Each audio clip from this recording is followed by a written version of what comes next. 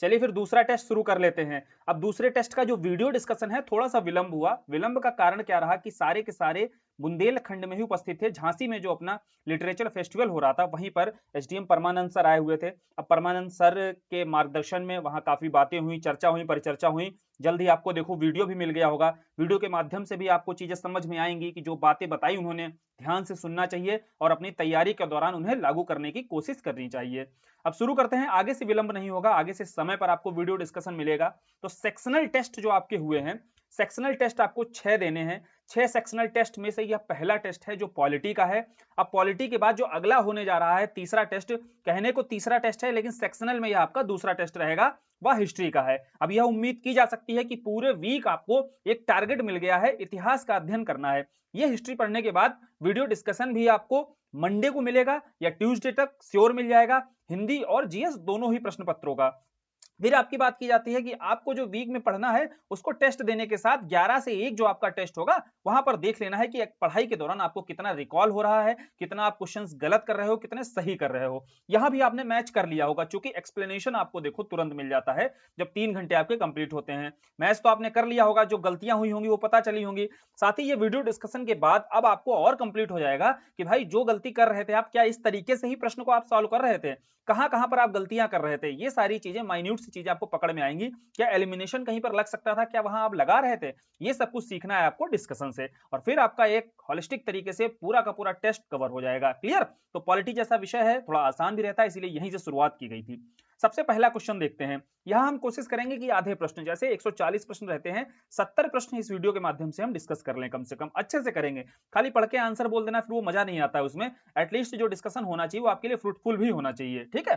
तो सबसे पहले पहला क्वेश्चन जैसे है, भारत में संघीय न्यायालय की स्थापना 1 अक्टूबर 1935 को भारत शासन एक्ट 1935 के तहत की गई। पहला स्टेटमेंट दिया हुआ है। दूसरा स्टेटमेंट है, इसके पहले मुख्य न्यायाधीश सर मॉरिस गोयर थे। तो देखो भाई, ये तो फैक्चुअल नॉलेज है, एकदम ठीक होगा, और पहली वाली भी फैक्चुअल ही है। लेकिन थोड़ा कॉमन सेंस लगाओगे तो भारत शासन अधिनियम जो आता है 1935 का, इसके बाद जो स्थापना होती है संघीय न्यायालय की, जो फेडरल कोर्ट है, यही आगे चल करके आपकी सुप्रीम कोर्ट ऑफ इंडिया के रूप में भी जानी जाती है। तो बोले ये जो फेडरल कोर्ट थी, इसकी स्थापना आपकी 1935 ना देकर के 1937 में हुई थी। तो यहां वर्ष के साथ आपके साथ खेला गया है, तो ईयर आपको सही करना था यहां पर 1937। इस बेस पर यह स्टेटमेंट पहला गलत हो जाएगा और दूसरा सही हो जाएगा। तो आंसर इसका हो जाएगा आपका बी, केवल 2 सही है। ध्यान रखना है, सही कथन का ही चुनाव करना था। पहला गलत क्यों हो गया? क्योंकि 1937 की जगह 1935 क्वेश्चन में दिया हुआ था। क्लियर?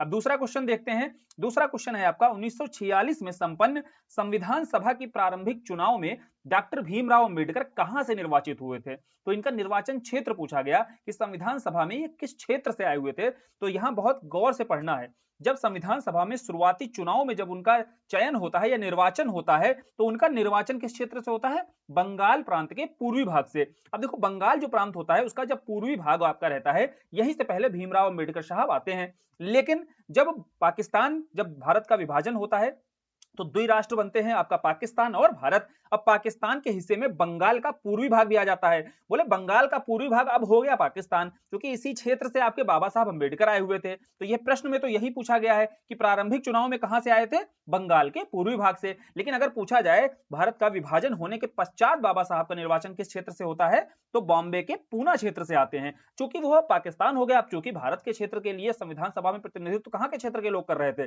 भारत के लोग कर रहे थे। बाबा साहब को किसी क्षेत्र से बुलाना था ना, इनको जरूरी था संविधान सभा में रखना, तो इन्हें फिर इसके बाद में बॉम्बे के पूना से बुलाया जाता है। पूना निर्वाचन क्षेत्र से इनका चुनाव होता है। ठीक है? क्लियर? समझ में आया? इस प्रश्न का आंसर क्या होगा आपका? बंगाल प्रांत के पूर्वी भाग से। तीसरा प्रश्न क्या है? तीसरा प्रश्न है, भारत के संविधान के अनुच्छेद 300 के अनुसार भारत सरकार का कानूनी नाम क्या है? यानी कि वैधानिक रूप से, विधिक रूप से भारत सरकार का क्या नाम जाता है किसी भी डॉक्यूमेंट में, या कोई भी प्रोसीडिंग होती है, कोई कार्यवाही होती है, वहां पर भारत सरकार की कार्यवाही या उसका वाद या प्रक्रिया किस नाम से जाती है? तो यूनियन ऑफ इंडिया के नाम से जाती है, भारत संघ के नाम से जाती है। अगर आपने ध्यान से पढ़ा होगा, कोई भी वाद होता है वहां पर लिखा होता है भारत संघ। ठीक है? The union of India. तो यही प्रश्न पूछा गया था आपका, ये आर्टिकल 300 में यह मेंशन है। क्लियर? 3 क्वेश्चंस हो गए और 3 क्वेश्चंस के आंसर्स आपने इजीली दे दिए होंगे। चौथे प्रश्न पर आते हैं। देखो, मैच द फॉलोइंग का है। अब मैच द फॉलोइंग में हो सकता है आपको चारों ना आ रहे हो, बिल्कुल घबराना नहीं है। यहां जितने आ रहे होते हैं पहले उस पर आंसर खोजने की कोशिश किया करो। इसके माध्यम से क्या है, आप आंसर के नजदीक तक पहुंच जाओगे। जैसे यहां प्रश्न है, एकल न्याय प्रणाली, न्यायिक पुनर्वलोकन, संविधान की संशोधन पद्धति केंद्र राज्य संबंध। बहुत ज्यादा जो आप पढ़े हुए होते हैं, एक तो जुडिशियल जो रिव्यू है ये पार्ट आप पढ़ते हैं अच्छे से, और कॉन्स्टिट्यूशन अमेंडमेंट जो पद्धति है ये कहां से ली गई। तो संविधान की संशोधन पद्धति रटा होता है एकदम, यह दक्षिण अफ्रीका के संविधान से ली गई है। तो सी का 4 कहां पर दिख रहा है आपको, सी का 4 यहां पर दिख रहा है और सी का 4 आपका डी में दिख रहा है। तो यहां एक बात क्लियर हो गई भैया, इसका आंसर ना ए हो सकता है ना इसका आंसर सी हो सकता है। 50-50% बोला जाता है ना एलिमिनेशन, तो आप 50% हम एलिमिनेशन पर पहुंच चुके हैं।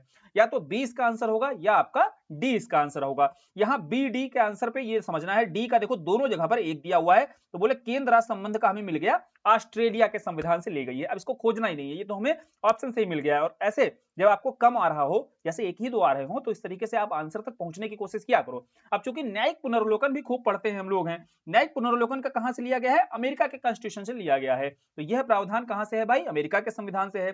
तो बी का आपका अमेरिका के संविधान 3 आ रहा है, तो बी का 3 कहां पर है भाई, केवल बी ऑप्शन में आ रहा है। यहां से हमें आंसर मिल गया। एकल न्याय प्रणाली हमें पता चल गया ब्रिटिश के संविधान से नहीं आता था, फिर भी हमें आंसर अपना पता है, इस आधार पर हमारा आंसर हो जाएगा बी। क्लियर, समझ में आया। यहां से आपने क्या सीखा, यहां से आपने एलिमिनेशन मेथड सीखा कि हमें भैया केवल संविधान की संशोधन पद्धति और न्यायिक पुनर्वलोकन आ रहा था, दो ही आ रहे थे, लेकिन दो से हमारा आंसर सही हो गया। अब आप देख लेना बी ही इसका आंसर होगा। क्लियर बात है, आगे चलते हैं, अगला क्वेश्चन देखते हैं भाई। अगला क्वेश्चन है, भारतीय संविधान के किस संविधान संशोधन द्वारा भारत के राष्ट्रपति के चुनाव में दिल्ली और पुदुचेरी केंद्र शासित प्रदेशों के भाग लेने का अधिकार दिया गया है। अब भारत के राष्ट्रपति के बारे में इतना पता होना चाहिए कि इसके निर्वाचन मंडल में कौन भाग लेता है, बोले केवल इलेक्टेड मेंबर। केवल इलेक्टेड मेंबर यानी कि लोकसभा के केवल निर्वाचित जो सदस्य होते हैं, विधानसभा के भी निर्वाचित सदस्य इसमें भाग लेते हैं, और विधानसभा दिल्ली और पुदुचेरी ऐसी हैं जिनके निर्वाचित सदस्य भी इसमें राष्ट्रपति के चुनाव में भाग लेते हैं। अब राष्ट्रपति के निर्वाचन मंडल की व्यवस्था किस आर्टिकल में है, आर्टिकल 54 में है। नहीं याद है तो वीडियो जो पॉलिटी वाले पढ़े हुए हैं वहां एक ट्रिक बताई थी, पकानी कोका दुओ दशम, याद है। अगर बढ़िया से रिवीजन किया होगा तो रिकॉल हो रहा होगा, और रिकॉल हो रहा होगा तो ये सारी चीजें भी याद होती जाएंगी। तो अब जरूरी नहीं है ना आपके एग्जाम में सीधा यही प्रश्न बने, घुमा फिराकर लैंग्वेज से दे देगा, एटलीस्ट आसपास का कॉन्सेप्ट आपका क्लियर होगा तो इजीली आप हल कर ले जाओगे, कितना भी घुमाकर क्वेश्चन आपसे पूछेगा। अब यहां पर जैसे बात करते हैं, पूछा जा रहा है किस संविधान संशोधन के द्वारा, तो यहां 70वां संविधान संशोधन हुआ था, जिसके पश्चात आपका दिल्ली और पुदुचेरी को भी यहां की विधानसभा के सदस्यों को राष्ट्रपति के निर्वाचन मंडल में भागीदारी करने का मौका दिया गया था। क्लियर, तो अब आगे बढ़ते हैं अगले क्वेश्चन पर। गलत कूट का चयन करना है। देखो ये प्रीवियस ईयर का क्वेश्चन है। अब इसमें क्या कह रहा है, गलत कूट चुनना है। एक तरफ भाग दिए हुए हैं, पार्ट्स दिए हुए हैं, दूसरी तरफ प्रोविजन दिए हुए हैं। अब पार्ट्स भी हमने याद किए थे सारे के सारे। जैसे एग्जांपल लेते हैं, आपका पार्ट 15 है, तो कैसे याद किया था, एक बार 5 सालों में चुनाव होता है, तो भाग जो 15 है वो आपका निर्वाचन से है। अब सारे नहीं बताऊंगा, लेकिन जब वीडियो पूरे पड़े हुए हैं पॉलिटी के, तो आपका क्या काम है, आपका काम है यहाँ से देखना जाकर के, पॉलिटी अगर गलत हो रहा है, ज्यादा गलत हो गया तो एक बार रिवाइज कर लेना है। 10 वीडियो 10 घंटे में कंप्लीट हो जाते हैं, ठीक है। अब जैसे यहां पर है गलत का कूट का चयन करना है, कौन सा गलत। अब चूंकि भाग 15 में यहां पर पार्ट 15 में इलेक्शन ही दिया हुआ है, निर्वाचन आयोग ही दिया हुआ है, बिल्कुल ठीक है। फिर आपका भाग 17 में देखो राजभाषा है, यह भी बिल्कुल ठीक है। और भाग आपका 9 के ए में आपका क्या है, नगरपालिका है। भाग 9 आपको पता होना चाहिए, पंचायत है। भाग 9 का ए क्या है आपका, नगरपालिका है। तीनों एकदम ठीक दिए हुए हैं, तो यह आपका 9 का ए क्या है, अधिकरण दिया हुआ है। यही ट्रिब्यूनल गलत हो जाता है, क्योंकि 9 के ए में आपका नगरपालिका है, और भाग 9 ए ना होकर के अधिकरण क्या है, भाग 14 का ए है। अगर ध्यान से पढ़ा होगा, भाग 14 में क्या है, संघ लोक सेवा आयोग। यूपीएससी की चर्चा पार्ट 14 में है, लेकिन पार्ट 14 ए के तहत आपके ट्रिब्यूनल्स हैं, अधिकरण है, जो यहाँ पे इंफॉर्मेशन क्वेश्चन में गलत दी हुई है। यहाँ भाग 14 का ए होना चाहिए, जो इसका सही आंसर होगा। क्लियर, अब आगे बढ़ते हैं क्वेश्चन नंबर 7। कथनों पर विचार करना है और गलत कथन चुनना है। भैया गलत बताना है, क्या बताना है, गलत। ये जल्दबाजी में कहीं ऐसा ना हो, ये जल्दबाजी में ना पढ़ो, गलत और सही क्या पूछ रहा है तो भी आंसर गलत हो जाता है। तो गलत अगर बताना है, पहला क्या है, मौलिक अधिकार वाद योग्य है, नीति निर्देशक तत्व वाद योग्य नहीं है। बिल्कुल ठीक है भाई, ये वाद योग्य होते हैं मौलिक अधिकार, और डीपीएसपी जो होते हैं, नीति निर्देशक तत्व होते हैं, वाद योग्य नहीं होते हैं। पहला स्टेटमेंट एकदम ठीक है। दूसरा, मौलिक अधिकार न्यायालय द्वारा प्रवर्तनीय नहीं है। एक बात बताइए, मौलिक अधिकार क्या इन्फोर्सेबल नहीं होते हैं, बोले मौलिक अधिकार ही तो होते हैं जो नागरिकों के लिए इन्फोर्सेबल होते हैं, इसी के आधार पर निरंकुश नहीं हो सकती सरकार। तो ये तो गलत कह रहा है, प्रवर्तनीय होते हैं। ये जो मौलिक अधिकार होते हैं इन्फोर्सेबल होते हैं, हम इन्फोर्स करा सकते हैं। यहाँ पर संसद कोई भी कानून ऐसा नहीं बना सकती है जो हमारे मौलिक अधिकारों का हनन कर रहा हो। क्लियर, और नीति निर्देशक तत्व ये नहीं भैया, ये तो वेलफेयर वाले होते हैं, जितने जितने प्रोविजन है कि धीरे धीरे सरकार को अपनी पॉलिसीज में इंप्लीमेंट करना चाहिए, इस आधार पर डीपीएसपी या नीति निर्देशक तत्व संविधान में शामिल किए गए थे। क्लियर, तो दूसरा स्टेटमेंट गलत हो जाएगा, चूंकि हमें आंसर क्या बताना है, कौन सा गलत है। पहला सही है, दूसरा गलत है। पूछा जा रहा है गलत कथन बताना है, तो केवल दो ही है जो आपका गलत है। इसका आंसर क्या हो जाएगा, बी हो जाएगा। ठीक है, ध्यान से पढ़ना, इसीलिए आपको आंसर आ रहा होगा, लेकिन अगर क्वेश्चन सही से नहीं पढ़ा तो हो सकता है सही करके आप केवल 1 मार्कर चले आओ, नहीं करनी है ये वाली गलती। इसीलिए प्रश्न को बहुत बारीकी से ध्यान से पढ़ना होता है। अगला क्वेश्चन है चर्चित विषय समान नागरिक संहिता, यूनिफॉर्म सिविल कोड की बात की जा रही है, ये किस आर्टिकल में है? तो यूनिफॉर्म सिविल कोड की चर्चा आपकी आर्टिकल 44 में है, और आर्टिकल 44 कहां आता है आपका? डीपीएसपी में आता है, ये बच्चे बच्चे को पता है।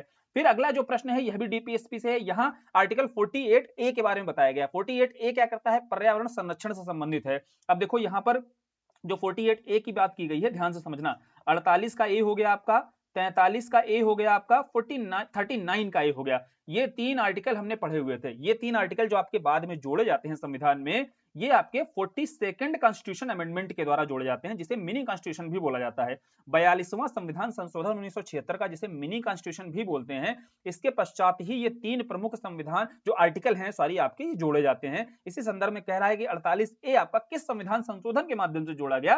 तो आपका आंसर हो जाएगा 42वें संविधान संशोधन के माध्यम से। क्लियर हुआ भाई? यहां तक समझ में आया? सभी ने अपने मैच किए, देखा कहां गलती कर रहे थे, और जो गलती हो रही थी क्यों हो रही थी, ये समझ में आया होगा। जो गलती हो भी रही होगी, अगर पढ़े हुए होगे तो बस सीधा सीधा मतलब निकल कर आएगा कि रिवीजन की कमी है, इसलिए गलती हो रही है। अगला प्रश्न है कथनों पर विचार करना है, और विचार करने के बाद सही बताना है कौन से कथन है। ठीक, इतना सर्किल किया। अब जब भी आप पेपर ऑफलाइन लगाना, अगर इसका प्रिंट आउट निकलवा के लगाते हो तो पहले क्वेश्चन पढ़ा करो क्या दे रहा है, फिर उसके हिसाब से आप जो ब्रेन है आपका सोचना शुरू करेगा प्रश्न की मांग के हिसाब से। पहला है भाई कि भारत की संविधान सभा में राष्ट्रीय ध्वज का प्रारूप 22 जुलाई 1947 को अपनाया गया था। बिल्कुल ठीक बात है। राष्ट्रीय ध्वज आपका कब अपनाया जाता है? झंडा हमारा 22 जुलाई 1947 को। यही एक तारीख और थी आपकी 22 जनवरी। 22 जनवरी 1947 को आपका जो उद्देश्य प्रस्ताव था, अगर याद हो तो, जो उद्देश्य प्रस्ताव था इसको स्वीकार किया गया था, और 22 जुलाई 1947 को आपका राष्ट्रीय ध्वज स्वीकार किया गया था। वहीं जो राष्ट्रीय गान की बात की जाएगी तो 24 जनवरी 1950 को। ये तारीखें एकदम रटी होनी चाहिए, और ये हमने वीडियो में बहुत अच्छे से डिस्कस की थी। कभी कभी क्रोनोलॉजी सेट करने के लिए आ जाता है, अब क्रोनोलॉजी अगर सेट करने के लिए आ गया तो ये तारीखें अगर याद होंगी, और ये बहुत मिनिमम तारीखें हैं और जो हर नागरिक को पता होनी चाहिए, और हमें भी पता होनी चाहिए, एज ए एस्पिरेंट नहीं एज ए सिटीजन भी पता होनी चाहिए कि 22 जनवरी को, 22 जुलाई को, और 24 जनवरी को, ठीक है, क्या क्या हुआ था हमारे संविधान में, क्या हुआ था, क्या संविधान सभा ने बैठकर निर्णय किया था। तो वैसे ही 22 जुलाई 1947 को राष्ट्रीय ध्वज को अपनाया गया था, जो हमारा झंडा आज देखते हो। और इस राष्ट्रीय ध्वज में 21 तीलियां हैं। लो भैया गलत दे दिया है, 24 तीलियां यार, 24 घंटे काम करना है ना। और तीसरा क्या है? राष्ट्रीय ध्वज की चौड़ाई और लंबाई का अनुपात 3:4 है, ये भी गलत है। देखो लंबाई तो सीधी सी बात है ज्यादा है, चौड़ाई कम है, लेकिन यहां पर लंबाई और चौड़ाई का अनुपात 3:2 है। लंबाई क्या है आपकी? 3 है, चौड़ाई क्या है भैया? 2 है। क्लियर? तो ये तीसरा स्टेटमेंट भी गलत है, दूसरा भी गलत है, पहला सही है। सही बताना है तो केवल एक इसका सही हो जाएगा। क्वेश्चन नंबर 11 पर आते हैं। भारत की नागरिकता की निम्नलिखित विशेषताओं में से कौन सा सही है? अब सिटीजनशिप के बारे में, भारत की सिटीजनशिप के प्रावधान पढ़े थे, उसमें ये जाने थे कि भारत में एकल नागरिकता का प्रावधान है। पहला कह रहा है राष्ट्र तथा राज्य की दोहरी नागरिकता। नहीं भाई, ये यूएसए में ऐसा चलता है। और राज्य की नहीं, संपूर्ण भारत की एकल नागरिकता है। बिल्कुल ठीक बात है, केवल भारत की ही एकल नागरिकता है, यानी कि आप केवल भारत के नागरिक हो। और एक मूवी देखी होगी चक दे इंडिया, जब वहां पूछता है कि भाई आप कहां से हो, तो सब अपने स्टेट के नाम बताते हैं, लेकिन एक होता है जो बोलते भारत के, हम भारत के, तो बोले हाँ ठीक है। राज्य का नाम ना मुझे सुनाई देता है ना मुझे दिखाई देता है, मुझे केवल भारत का नाम दिखाई देता है, सुनाई देता है। क्यों? क्योंकि भैया भारत में सिटीजनशिप जो है वो एकल नागरिकता है, भारत की ही नागरिकता है, किसी राज्य की नागरिकता आपको नहीं मिली हुई है। कोई बोलता है कभी भी कि हम यूपी के नागरिक हैं, नहीं, नागरिक भारत के हैं, केवल हमारा निवास है उत्तर प्रदेश में या मध्य प्रदेश में। क्लियर? अब आते हैं अगले क्वेश्चन पर। भारत की एक नागरिक अपनी नागरिकता खो देगा, मतलब कब आपकी नागरिकता चली जाएगी? तो यह प्रावधान भी हमारे संविधान में है। अब हमारे संविधान में क्या कहा गया है? भारतीय नागरिकता का परित्याग करता है। बिल्कुल ठीक है, भारतीय अगर है कोई नागरिकता का परित्याग करेगा तब भी वो नागरिकता चली जाएगी। किसी और देश की अगर नागरिकता ले लेता है, ठीक, यहाँ कहा गया स्वेच्छा से अन्य देश की नागरिकता ले लेता है। अब चूंकि वह व्यक्ति एक ही देश का, जैसे भारत का ही नागरिक रह सकता है, जैसे ही उसने किसी अन्य देश की नागरिकता ली तो वैसे ही यहाँ हमारे देश की नागरिकता उसकी चली जाएगी। दूसरा भी एकदम ठीक है, ये दोनों तो ठीक है। इन कंडीशन में भारत की नागरिकता खो सकता है वह व्यक्ति। तीसरी कह रहा है अन्य देश के नागरिक से विवाह कर ले। नहीं भैया लो, ऐसे तो इटली से लोग विवाह करके लाए, नागरिकता थोड़ी ना चली गई उनकी, तो तीसरा स्टेटमेंट गलत हो जाएगा। चौथा, सरकार की आलोचना। नहीं भाई, आलोचना करने पे नागरिकता कभी नहीं जाती है। आलोचना का अधिकार हमारा संविधान देता है, हमारा लोकतंत्र देता है। तो लास्ट के जो दो स्टेटमेंट हैं ये बिल्कुल गलत हैं। शुरुआती दो स्टेटमेंट सही हैं। यहाँ कह रहा है कौन सा यहाँ पर सही होगा, मतलब किन मामलों में खो देगा, तो पहले दो मामले में वो नागरिकता खो सकता है, तो इसका सही आंसर सी हो जाएगा। क्वेश्चन नंबर 13 देखते हैं। अधिकारों को मूल अधिकार क्यों कहा जाता है? देखो यहाँ एलिमिनेशन मेथड कैसे काम करता है। अब नहीं यहाँ पे कॉन्सेप्चुअल प्रश्न है। जैसे अधिकारों को मूल अधिकार क्यों कहा जाता है? पहला संविधान में उल्लेखित है, प्रजातांत्रिक है, लोक कल्याणकारी होता है। देखो एक शब्द यहाँ पकड़ में आ गया, जहां बहुत ज्यादा क्लैरिटी होती है वहां से ऑप्शंस भी छट जाते हैं। जैसे लोक कल्याणकारी, वेलफेयर जो मॉडल होता है वो क्या मूल अधिकार का एक लक्षण है या डीपीएसपी का? ध्यान से अगर पढ़ा होगा तो लोक कल्याणकारी जो स्वरूप होता है वो डीपीएसपी का प्रमुख लक्षण है। अब नीति निर्देशक तत्व इसलिए है चूंकि ये लोक कल्याणकारी स्वरूप रखते हैं। बोले जो तीसरा वाला जो ऑप्शन है आपका, ये डीपीएसपी के लिए परफेक्ट है, ना कि मौलिक अधिकार के लिए। तो यहां से तीसरा जो रहेगा ये हो जाएगा आउट। अब बोले जहां जहां तीसरा होगा वो ऑप्शन हटा दो। ये हटा दिया हमने, बी हटा दिया, यहां भी थर्ड है, और डी हटा दिया, यहां भी थर्ड है। हमें और पढ़ने की जरूरत भी नहीं है, हम अपने आंसर तक पहुंच गए। हमारा आंसर क्या हो जाएगा? सी हो जाएगा। देखो एलिमिनेशन मेथड जो है कैसे काम करता है, कितना मिनिमम से मिनिमम पढ़ के आपने अपना आंसर दे दिया। क्लियर? अब आगे बढ़ते हैं, क्वेश्चन नंबर 14 की ओर जाते हैं। क्वेश्चन नंबर 14 कहता है सही कूट का चयन करना है। सही कूट में पहला है स्टेटमेंट भारत संघ नहीं है। लो भाई यही गलत हो गया। India that is union, union बोलते हैं ना इसको, India that is Bharat, union of state है ना। आर्टिकल 1 की लैंग्वेज जब पढ़ोगे, India that is Bharat, union of state करके लैंग्वेज है उसकी। तो बोले यह तो संघ है ही, भारत संघ है, तो पहला कथन गलत है। दूसरा, किसी भी राज्य का क्षेत्र, सीमा, नाम उसकी सहमति के बिना भी परिवर्तित करने की शक्ति संसद को प्राप्त है। बिल्कुल ठीक बात है। आर्टिकल 3 में कहा गया है कि किसी भी क्षेत्र का, किसी भी राज्य के क्षेत्र का, सीमा का, उसके नाम का परिवर्तन कर सकते हो, संसद के बाद राइट होता है। हालांकि पूछना चाहिए और पूछने की बाध्यता नहीं होती कि संसद उस बात को माने ही। तो दूसरा स्टेटमेंट बिल्कुल ठीक है। आर्टिकल 3 अगर अच्छे से पढ़ा होगा तो कारण सही है, लेकिन कथन जो है ये गलत दिया हुआ है। तो बोले ए गलत हो जाएगा, आर सही हो जाएगा। इसका आंसर डी हो जाएगा। आर्टिकल पढ़ते हैं अगला, क्वेश्चन नंबर 15 240 के बारे में पूछा गया है। 240 के बारे में देखो, कुछ यूटी हैं, कुछ अगर 240 सही ढंग से पढ़ा होगा, कुछ यूनियन टेरिटरी हैं जिसके मामले में, जिनके क्षेत्र के मामले में रेगुलेशन का अधिकार राष्ट्रपति को दिया गया है। नियम आदि बनाने का अधिकार राष्ट्रपति के पास में है। अब बोले राष्ट्रपति के पास में है तो 240 के 1 के अंतर्गत उसके सब क्लॉज हैं, सब क्लॉज में अलग अलग यूटी के लिए अलग अलग प्रावधान किया गया है, स्पेसिफाई किया गया है। तो 40 का 1 का ए के अंतर्गत अंडमान और निकोबार द्वीप संबंधी कोई भी प्रोविजन अगर राष्ट्रपति को बनाना होगा तो बना सकता है। ये बिल्कुल ठीक बात है। 240 के 1 के बी के अंतर्गत लक्षद्वीप से संबंधित कोई प्रोविजन अगर बनाना है तो वो बना सकता है। रेगुलेशंस वगैरह, रूल्स रेगुलेशन अगर राष्ट्रपति को बनाने, ये भी ठीक बात है। और फिर आपका आता है 241 का सी। तो 241 का सी जो है, इसमें दमन दीव के प्रति बनाना है अगर कोई भी रेगुलेशंस बनाने, ये भी ठीक है। तीसरा एकदम सही, पहला सही, दूसरा सही। चौथा क्या कह रहा है? 241 का डी के अंतर्गत पुदुचेरी, ये गलत हो जाएगा। क्यों भैया गलत हो जाएगा, समझो ध्यान से। 241 का डी के अंतर्गत पुदुचेरी नहीं है, फिर क्या है यहाँ पर? दादर नगर हवेली था। तो 241 डी के अंतर्गत दादर नगर हवेली संबंधी प्रेसिडेंट को जो आपके नियम या रेगुलेशंस वगैरह बनाने होंगे वो प्रावधान किया गया था। पुदुचेरी का जो प्रावधान है 241 का ई के अंतर्गत है। ठीक है, डी ना होकर के ई के अंतर्गत है। यहाँ कौन सा आपका युग्म सही सुमेलित नहीं है, कौन सा गलत आपका मैच था? तो यही मैच गलत था। फिर भैया यहाँ पर पहले दादर नगर हवेली हुआ करता था, लेकिन 2020 के बाद से दमन दीव और दादर नगर हवेली दोनों मिलाकर के एक यूटी बना दी गई हैं। तो 241 का डी इस समय रहा ही नहीं है कॉन्स्टिट्यूशन में। क्लियर बात है। 241 सी के अंतर्गत ही अब दमन दीव और दादर नगर दोनों के लिए नियम बनने लगे हैं राष्ट्रपति के द्वारा, दोनों के लिए एक साथ नियम बनाए जाते हैं। क्लियर हो गया, समझ में आ गया ये क्वेश्चन। अगला आते हैं 16 नंबर पर।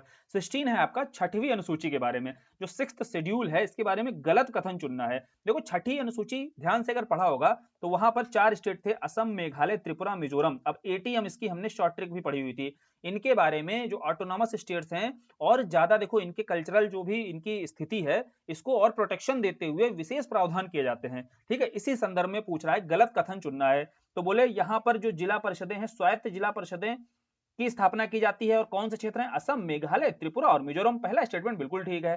तीसरा, राष्ट्रपति को स्वायत्त जिले को गठित और पुनर्गठित करने का अधिकार है। अगर ध्यान से यहां पढ़ लोगे तो आगे पढ़ने की जरूरत भी नहीं है, क्योंकि ये जो ऑटोनॉमस स्टेट्स हैं 4, यहां राष्ट्रपति को अधिकार नहीं दिया गया है। किसको अधिकार दिया गया है?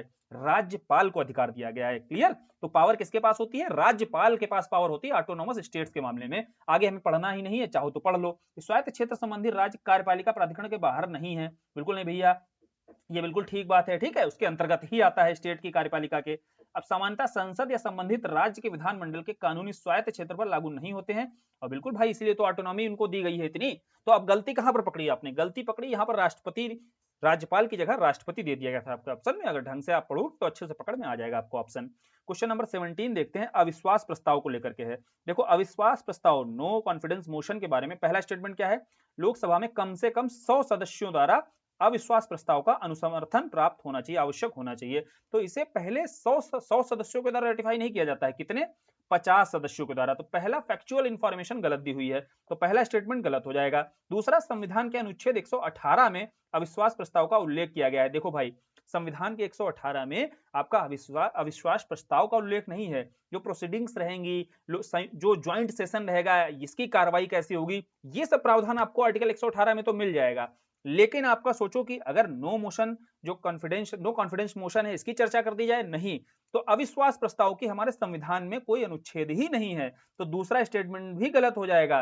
पहला भी गलत, दूसरा भी गलत, यहां असत्य चुनना है, तो सी इसका आंसर है। ध्यान से सुनियो, पूछ रहा है असत्य कौन सा है, तो कौन सा गलत है, बोले दोनों ही गलत हैं, तो इसलिए आंसर क्या होगा, आंसर होगा सी, 1 और 2। 1 और 2 इसलिए आंसर है चूंकि क्वेश्चन में आपका असत्य पूछा था। बहुत कंफ्यूज रहते हैं ऐसे मामलों में, असत्य को काट करके गलत लिख लिया करो, क्योंकि गलत हमारा ब्रेन जो होता है जल्दी पकड़ लेता है, ठीक है, सत्य असत्य उतना आसानी से नहीं पकड़ पाता है।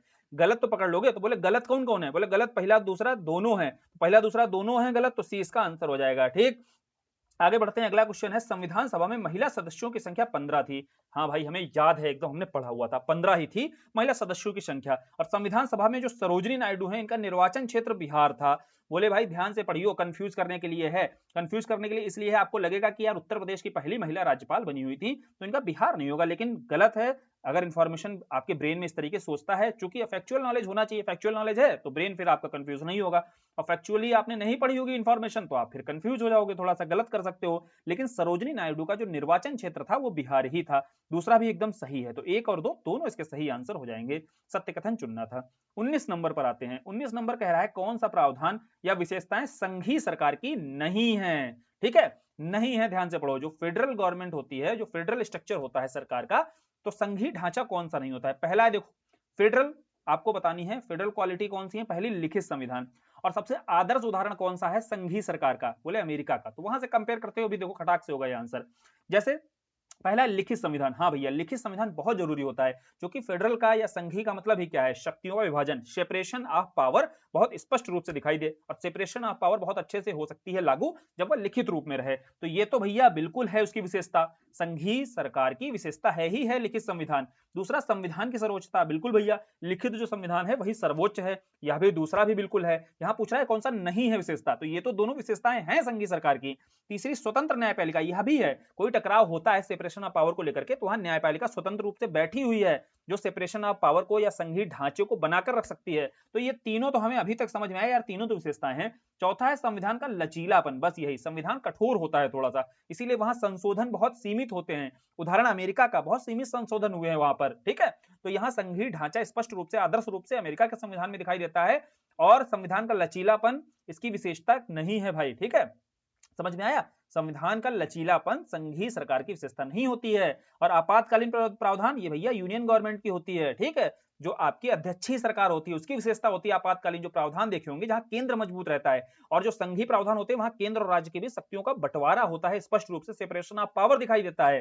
तो ना तो आपका पांचवा भैया है संघीय सरकार की विशेषता, ना संविधान का लचीलापन है, और फिर एक संविधान यह भी नहीं है। क्योंकि अगर अमेरिका में आप जाओगे तो केंद्र का अपना है, अमेरिका का संविधान है, सभी राज्यों का अपना संविधान है, तो यह भी ठीक है। हम अमेरिका से तुलना करते हुए समझ जाएंगे कि ना तो भैया 4 विशेषता है, ना 5 विशेषता है, ना 6वीं विशेषता है। तो इसका आंसर डी हो जाएगा। केवल 4, 5 और 6 ऐसे हैं जो संघीय सरकार की विशेषता नहीं रखते हैं। नहीं ही तो पूछा था।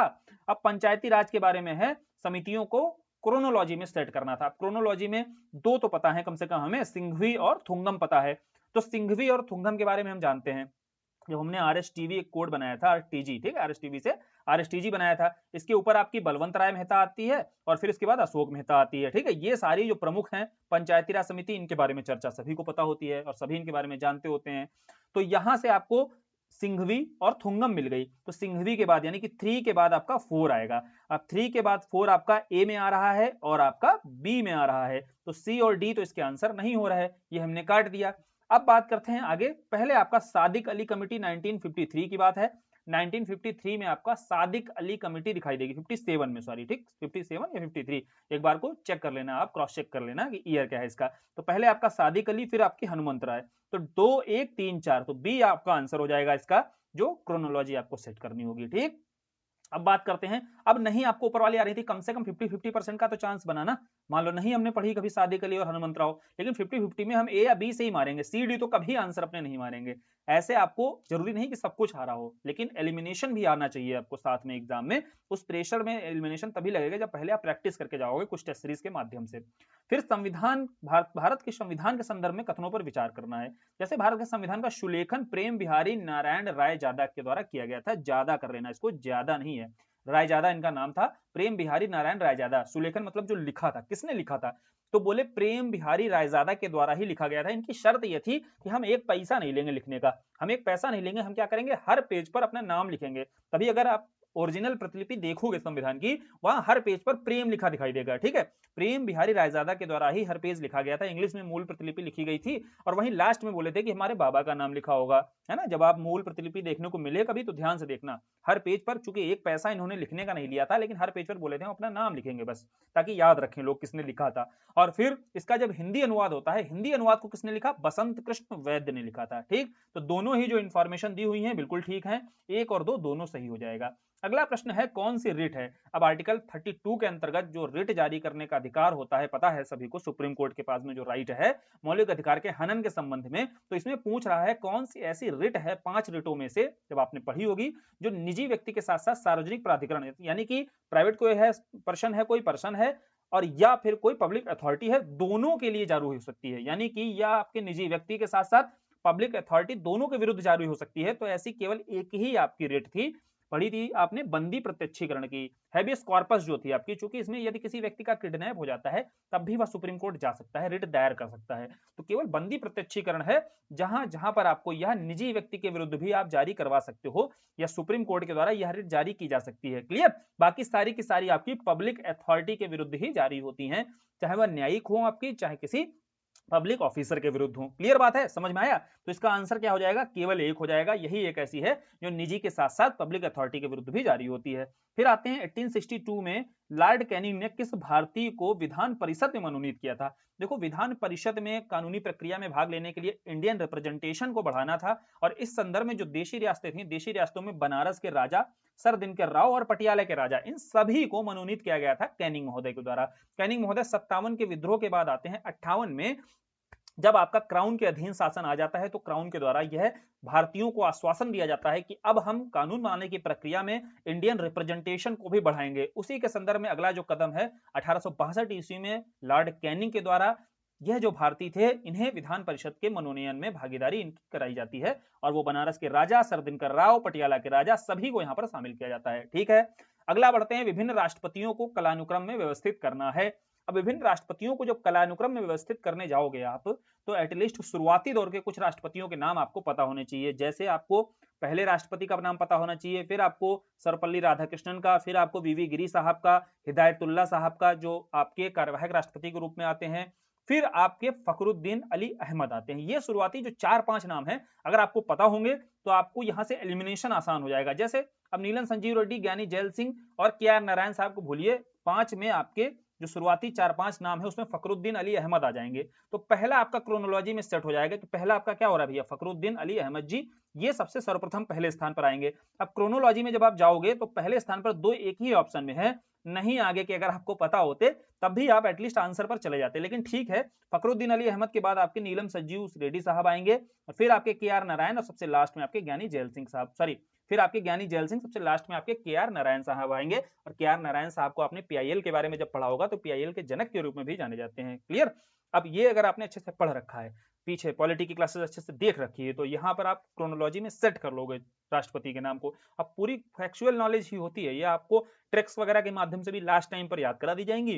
बाकी अभी अभी इसको सीखो थोड़ा सा, कि शुरुआती दौर के नाम अगर आपको पता होंगे, मध्य के कंफ्यूज हो जाते हैं, लेकिन शुरुआती राष्ट्रपतियों के नाम अगर आपको पता होंगे, क्रोनोलॉजी पता होगी, तो आप एलिमिनेट भी करके पहुंच सकते हो अपने आंसर तक। ये सीखते हुए चलना है। अब अगला देखते हैं मिलान।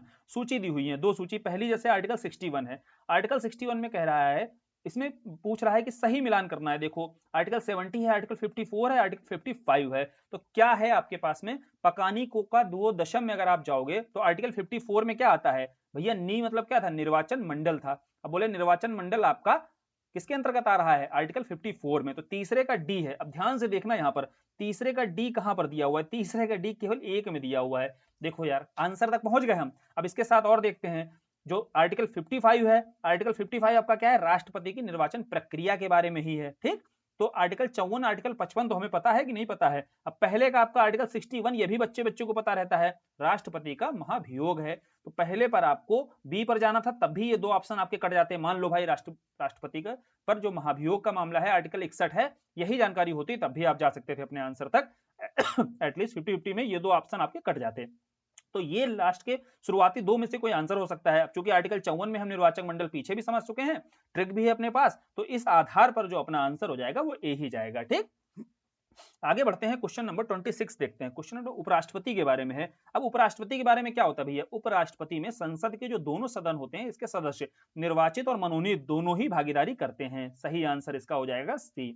फिर उपराष्ट्रपति को उसके पद से हटाने के लिए किसके प्रस्ताव के द्वारा हटाया जा सकता है, तो बताओ भैया किसके प्रस्ताव के द्वारा, राज्यसभा का जब सभापति होता है तो राज्यसभा ही प्रपोजल लेकर आता है उपराष्ट्रपति महोदय को हटाने के लिए। इंफॉर्मेशन बहुत आसान है, इजी क्वेश्चन है, तुरंत हो गया होगा। भारत के प्रधानमंत्री के बारे में बताना है। प्रधानमंत्री के बारे में बताता हूं, देखो ऑप्शन देखो कितने आसान दिए हुए हैं। वह संसद के प्रति उत्तरदायी नहीं है। कौन सा कथन सही है यहां पर बताना है, छूट गया है सही। तो कौन सा कथन सही है, प्रधानमंत्री मंत्रिपरिषद का नाम मात्र का नेता होता है। अगर आप ए ऑप्शन पढ़ो और आप डी ऑप्शन पढ़ो, मंत्रिपरिषद का वास्तविक नेता होता है, तो ये दोनों एक दूसरे कॉन्ट्रडिक्टरी दिए हुए हैं। तो बोले या तो वो वास्तविक नेता होगा या नाम मात्र का नेता होगा। बोले मंत्रिपरिषद का जो वास्तविक नेता होता है वही प्रधानमंत्री होता है, नाम मात्र का नेता नहीं होता है, ठीक है। नाम मात्र का प्रमुख कौन होता है, राष्ट्रपति होता है, प्रधानमंत्री वास्तविक प्रमुख होता है। कैबिनेट का क्या तात्पर्य है भैया, कैबिनेट का तात्पर्य होता है जो शासन के सभी मंत्रीगण होते हैं। अब महत्वपूर्ण जो काउंसिल ऑफ मिनिस्टर होता है, काउंसिल ऑफ मिनिस्टर के जो महत्वपूर्ण मंत्री होते हैं वो कैबिनेट के रूप में जाने जाते हैं। इसकी चर्चा वैसे तो संविधान में नहीं है, लेकिन आर्टिकल 352 आपातकाल संबंधी जो प्रावधान है आपका अनुच्छेद 352, इसमें आपका कैबिनेट शब्द की चर्चा की गई है, यहां इसके बारे में बताया गया है, ठीक है। अब आते हैं गलत कूट का चयन करना है। यहां पर देखो गलत कूट में क्या है, एज दी हुई है सामने। लोकसभा सदस्य के लिए 25 वर्ष होती है, बिल्कुल ठीक है। राष्ट्रपति के लिए ये देखो 30 गलत दी हुई है। राष्ट्रपति के लिए कितनी होती है, ये तो बहुत साधारण इंफॉर्मेशन है, 35 साल होती है। उपराष्ट्रपति के लिए भी 35 है, राज्यसभा सदस्य के लिए 30 है, लोकसभा सदस्य के लिए 25 है, राज्यसभा सदस्य के लिए 30 है। लेकिन यहाँ उपराष्ट्रपति और राष्ट्रपति दोनों के लिए 35 होती है, जिसमें राष्ट्रपति की गलत दी हुई है। अब संसद, भारत में वह मंत्री जो संसद के सदस्यों में से किसी सदन का भी सदस्य नहीं है, वो कितने मंत्री के पद से कितने समय के बाद मुक्त हो जाएगा। क्योंकि यहाँ पता है कि मंत्री जब आप बनाए जाओगे तो उसके बाद आपको 6 महीने के भीतर संसद के किसी सदन की सदस्यता लेनी पड़ेगी। अगर नहीं आपके पास आ रही है तो मैक्सिमम आप 6 महीने तक रह सकते हो मंत्री पद पर, फिर आपको मुक्त कर दिया जाएगा या आपको छोड़ना पड़ेगा। क्लियर, तो 6 माह इसका आंसर हो जाएगा। मंत्रिपरिषद सामूहिक रूप से उत्तरदायी होती है, यह भी पढ़ा है हमने। कहां पढ़ा है, अगर ध्यान करो आप, आर्टिकल 75 के 3 के अंतर्गत पढ़ा हुआ था कि मंत्रिपरिषद सामूहिक रूप से लोकसभा के प्रति उत्तरदायी होती है। तो बोले यहां मंत्रिपरिषद लोकसभा के प्रति सामूहिक रूप से उत्तरदायी होती है। पहला क्या है, लोकसभा के प्रति, बिल्कुल ठीक है।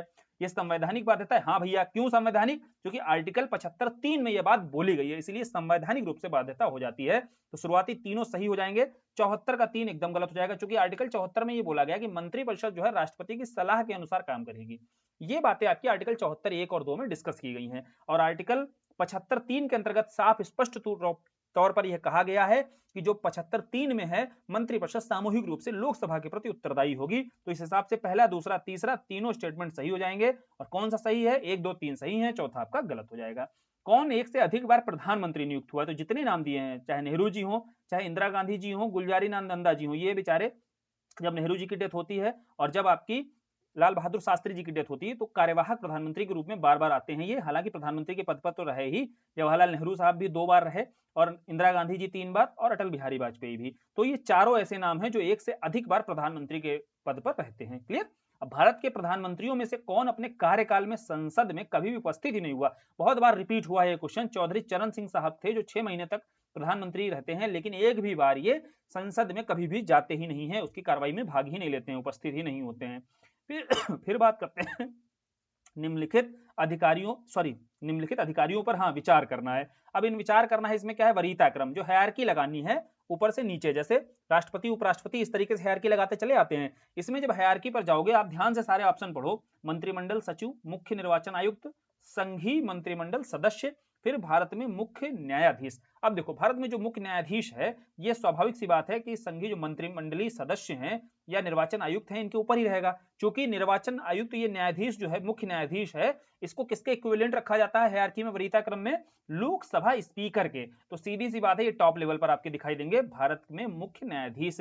तो भारत में मुख्य न्यायाधीश को जब टॉप पर ले जाओगे आप तो ए और डी आपका ऑप्शन कट जाएगा, बी और सी से आपका आ जाएगा आंसर। अब चूंकि 4 के बाद आपका 3 दिखाई दे रहा है, फिर आपका मुख्य निर्वाचन आयुक्त दिखाई देंगे। अब मुख्य निर्वाचन आयुक्त कहां पर आएंगे भाई, सी ऑप्शन में आपके आ जाएंगे, 4 3 के बाद 2 आ जाएगा, तो सी आपका आंसर हो जाएगा। 35 का आंसर आपको मिल गया यहां से।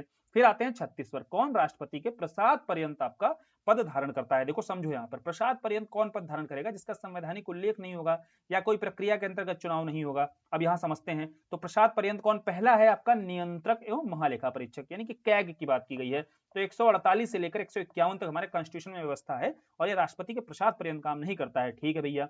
अब मुख्य निर्वाचन आयुक्त, ई लो हमने अभी देख लिया, निर्वाचन आयोग भाग 15 स्पष्ट रूप से दिया हुआ है, अनुच्छेद है 324। अब यहां भी नहीं है, यह भी प्रसाद पर्यंत नहीं हो गया, दूसरा कट गया।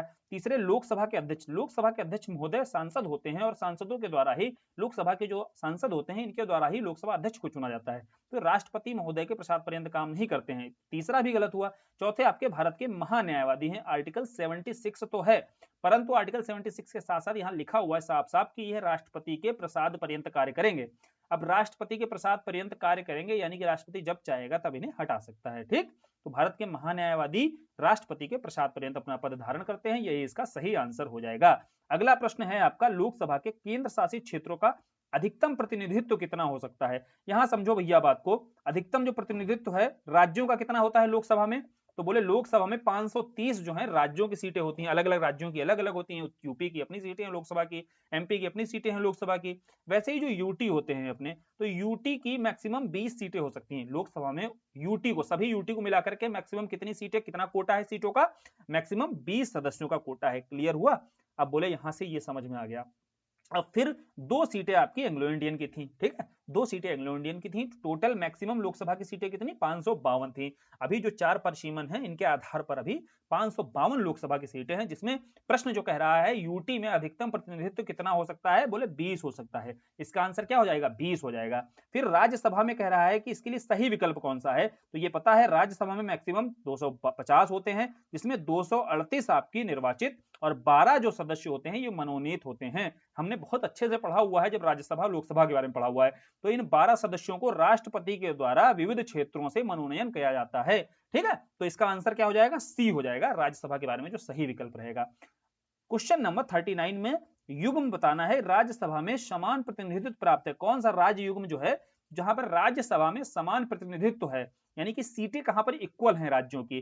तो आंध्र प्रदेश और गुजरात, यहां समझना बात को, आंध्र प्रदेश और गुजरात दोनों में ही जो राज्यसभा की सीटें हैं वो 11-11 हैं। तो आंसर तो यही हो जाएगा, लेकिन और भी राज्यों की सीटें यहाँ कम से कम ऑप्शन की पता होनी चाहिए, क्योंकि ये रिपीट होती रहती है। जैसे तमिलनाडु की आपकी 18 सीटें हो जाएंगी, जो राजस्थान है राजस्थान की आपकी 10 सीटें हो जाएंगी, महाराष्ट्र की 19 सीटें हो जाएंगी आपकी, ठीक है। तो ये सभी राज्यों की राज्यसभा में कितनी सीटें हैं, कितना उनका प्रतिनिधित्व है, कितना रिप्रेजेंटेशन है, ये समझना है। यहाँ पर क्वेश्चन कह रहा है कौन सा ऐसा युग्म है जो समान रिप्रेजेंटेशन रखता है, तो पहला वाला जो युग्म है आंध्र प्रदेश और गुजरात का, दोनों की ही राज्यसभा में सीटें 11-11 हैं, इसलिए सही आंसर आपका ए हो जाएगा।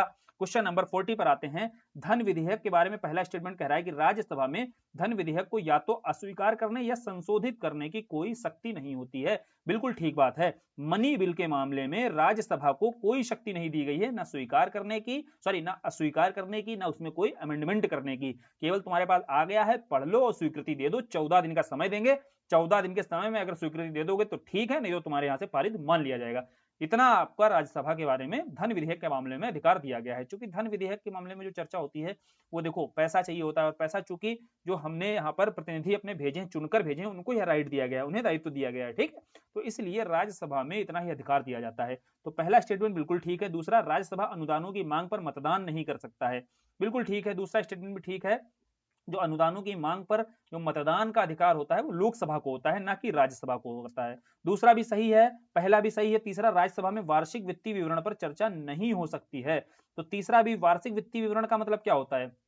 वार्षिक वित्तीय विवरण का मतलब ही सीधा है बजट है। अब बजट की चर्चा कहां पर होती है? बोले बजट की चर्चा लोकसभा में होती है। तो तीनों स्टेटमेंट ही आपके सही हो जाएंगे। कौन सा सही है? डी इसका सही आंसर हो जाएगा।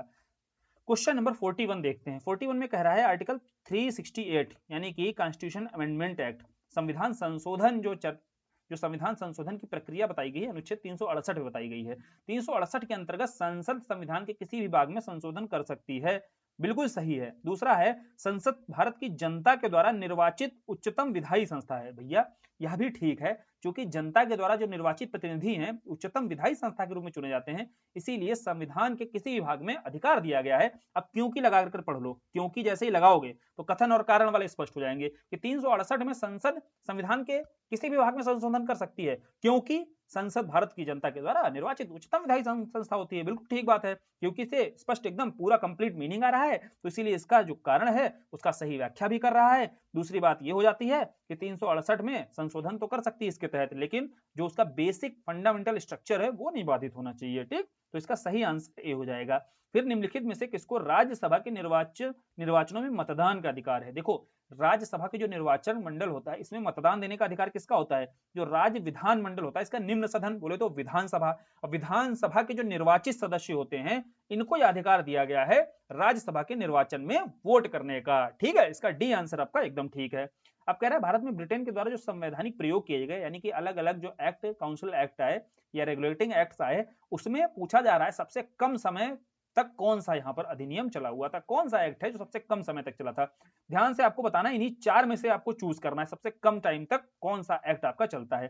देखो 1861 पर जाओगे, 61 के बाद 71 में भी नहीं आता है, 81 में नहीं आता है, सीधा 92 में आता है। तो 30 प्लस साल चलता है भैया, इसमें तो 30 प्लस साल लग गए। 1892 वाले में जाओगे तो 1900 में नहीं 1909 में आता है। ठीक है, तो यहां पर भी आपके लगभग 20 साल लग जाते हैं। ठीक, दूसरा समझना, यहां लगभग 30 साल, यहां लगभग 20 साल।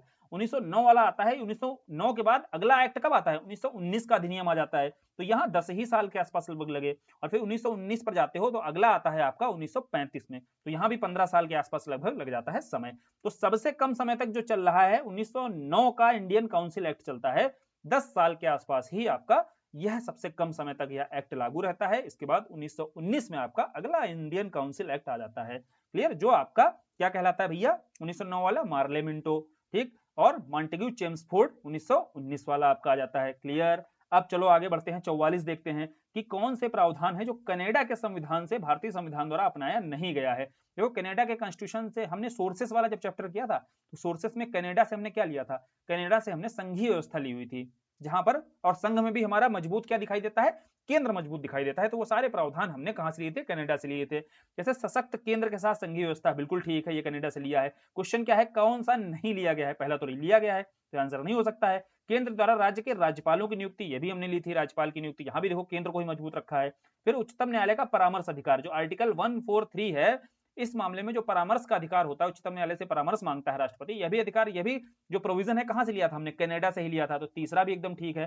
चौथा, राज्यसभा के सदस्यों का नामांकन। अब देखो यहाँ पर जो नामांकन होता है राज्यसभा के सदस्यों का, ये कहां से प्रणाली उठाई गई थी? ये हमने पढ़ी थी, आयरलैंड के संविधान से ली गई है। ये गलत हो जाएगा, ये कनाडा से नहीं ली है। ठीक, अब आर्टिकल 161 देखो, 161 में राज्यपाल की क्षमादान की शक्ति है, और वहीं 72 अगर बात की जाए, आर्टिकल 72 में राष्ट्रपति की है। यहाँ मैजिक ऑफ 89 पढ़ा हुआ था, तो मैजिक ऑफ 89 में 72 में जैसे 89 आप ऐड करोगे तो 161, यानी कि जो राष्ट्रपति वाले जितने प्रोविजन है या केंद्र के जितने प्रोविजन है, उसके बाद जैसे मैजिक ऑफ 89 लगाओगे, 89 ऐड करोगे, सारे राज्य सरकार वाले प्रोविजन निकल कर आ जाएंगे। ठीक, तो पहला ठीक है। आर्टिकल 320 में संघ और राज्य लोक सेवा आयोगों के कर्तव्यों और कार्यों को निर्धारण किया गया, बिल्कुल ठीक बात है, भाग 14 के अंतर्गत ही ये सारे आर्टिकल्स हैं, और 320 में यही प्रावधान किया गया है, तो दोनों ही सही हो जाएंगे यहाँ पर।